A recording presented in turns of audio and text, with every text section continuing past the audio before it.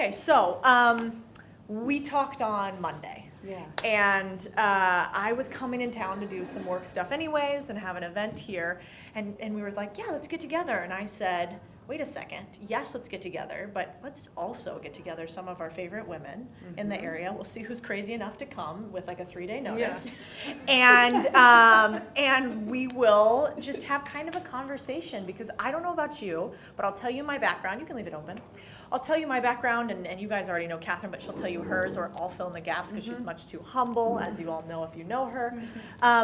But I run an international distribution division of my firm, First Trust. And so we are in finance, we're in asset management, we sell investment products, and it probably doesn't surprise you, but this, where I have 99.9% of the people around the table looking like me as women, does not happen in my world. And so I don't know if it happens in yours. I'm going to guess not. So just this little opportunity to do this with other women, to me, is a kind of a beautiful, special thing that I treasure. So I just want to say thank you for being here. This is really special to me. Idea. Absolutely. It's really fun. Oh, I love the efficiencies. Because I said to her, I'd like to get together with you because she's so amazing. And then she says, well, I have the room. Why don't we make something happen? So here we are. I think it's really good, as Codie said, to have an intimate group of women with whom we can exchange strategies and views and help each other grow in our careers. And Milka knows this. She's the professional at this. But I think it's also good to have some real-world examples and learn from each other. Yep, so that's the goal. No presentation, more of a conversation. Yeah. So why don't you go first? You tell everybody who you are, and then I'll tell everybody who I am, and then I'd love to go around and have you guys give us your kind of 30-second pitch, too, on who you are. We can take it from there? Yeah, sure. Okay, you first, Catherine. Well, I'm Catherine Rooney-Vera. As you three know, I work at Bultic. I'm the head of research and strategy. I've been there for 9 years now. Before that, I was at Bear Stearns, which it was part of the financial collapse with Lehman Brothers. You may have heard of it, and the mortgage-backed security crisis. And before that, I was on the buy side, always in finance, always in fixed income in emerging markets. So now I've expanded my world, and I'm a global macro strategist. So I go on TV. I do like going on TV a lot. I like the exposure. It's good for me, good for the firm. I love communicating with people, and a passion of mine is exactly this. I think it's so important for we women to learn from each other, to impart what we've learned, and to promote each other. I do it with my little girls, and I have a strong passion, and I'm increasingly doing these types of forums, Codie, because I think it is so important to impart what we've learned. Every time we go to one of these things, I did one with Milka just maybe a month or two ago. I learned some things that I wrote down today so that I could impart them with you all. So that's my passion. I love the markets. I love conveying in the most simplest term a complex topic, which Codie knows I try to do, and it's kind of the core of my function. And I balance it with 3 kids under the ages of 6. Amazing. So wow. I'm happy. Hey, it's crazy, and as Kristen knows, she also has a little tiny baby, but it makes us whole, right? So there's a lot of women, and I say this in a group, I don't want to go on too long, but there's a lot, I don't discredit any woman. Every woman's choice is her own. But what I'm here to do is help women who have chosen to be career women, to make themselves as happy and fulfilled as possible. Those that have pursued my path. I don't discredit anyone who's chosen something else. I love it. So my path is totally not traditional for finance at all.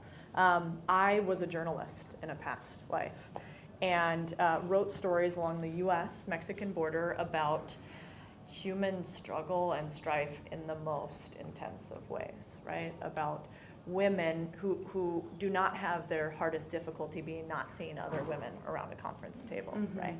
I was in Juarez at rape centers. I was in Tijuana dealing with people, children, and elderly who were left behind.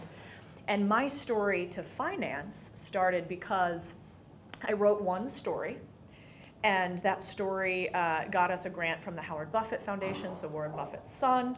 It got us an award from the John F. Kennedy Association for print journalism. So I got to meet Ethel Kennedy. That was cool. And at my ripe old age of 20 probably, I thought I was pretty awesome. We had our 15 minutes of fame. we were graduating college. We had a lot of, opportunities in the workforce, and the story that I wrote it was called Generation Abandoned. And it was about this, if you were to look at Mexico on a topographical map, if you were to look at it, Mexico on a map, and imagine that it's heat mapped by age, you would see that along the Mexican border was predominantly an older demographic, right? Because as you can imagine, as you're traveling up and trying to cross the border illegally, it's a little bit harder if you're elderly to cross. They get left behind. And so there was this generation of humans who were forgotten about, essentially. And we wrote this story, got all this press. We're excited. We came back to give gifts and tell the individuals that we wrote the story about that their story was heard by the US broadly, right? And there was one woman in particular. Her name was Carmelita, and she was 90. She had like no teeth, always wore this beanie, and had this little teddy bear, Alberto, always in hand. Memory was a little funky, but she hadn't seen her family in the better part of a decade, right? And so she said something to me, which again, in my naivete at 20, I wasn't prepared for. So I'm excited, I'm giving her the gifts, and Carmelita's looking back at me in Spanish, and she's saying, dear, this is amazing. So now that America knows about our struggle, you're gonna fix it, right? You're gonna connect us with our families. You guys are gonna help, right? And like, I still get chills to this day because I didn't have an answer. Like, no, I couldn't fix it. Kim Kardashian, I don't know, loses at jewelry, and that's what's on the front page of the news, right? And so I didn't have anything interesting to say to her or anything profound to say, and I never fixed it for Carmelita, and she's since passed, and that wore really heavy on me, right? Because I thought I was making a difference by telling the story, and I didn't realize I wasn't.